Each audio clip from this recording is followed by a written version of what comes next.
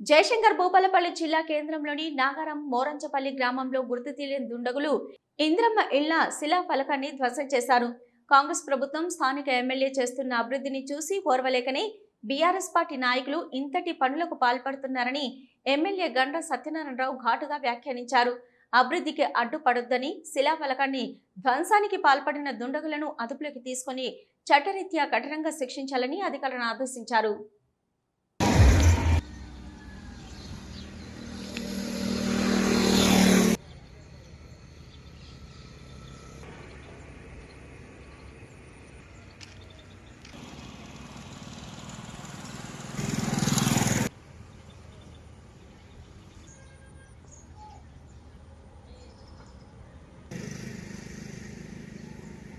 వాళ్ళు ఇది మొత్తం రాజకీయాలతో కూడుకున్నదన్న మన ఆడల్లో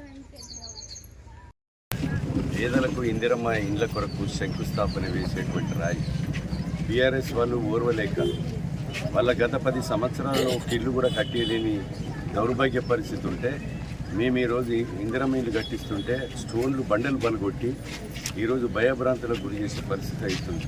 అదేవిధంగా ఈరోజు భూపాలపల్లి మండలంలో నాగారం కానీ మోరంచపల్లిలో 2 బండల్ ఫౌండేషన్ స్టోన్స్ ప్రభుత్వ పరంగా మరి వేసేటువంటి బండలను వాళ్ళు పగలగొట్టడం జరిగింది.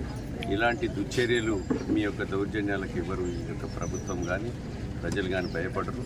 శాసనసభ పార్లమెంట్ ఎన్నికలు ప్రజలు బుద్ధి చెప్పారు. మీకు బండలు పలుగొట్టినా మీరు గెజ్జగట్టుకొని ఎగిరినా మీ రౌడీజాలకు ప్రజలు రాబోయే సర్పంచ్ ఎంపీటీసీ ఎన్నికల్లో గుణపాఠం చెప్పడానికి సిద్ధంగా ఉన్నారు.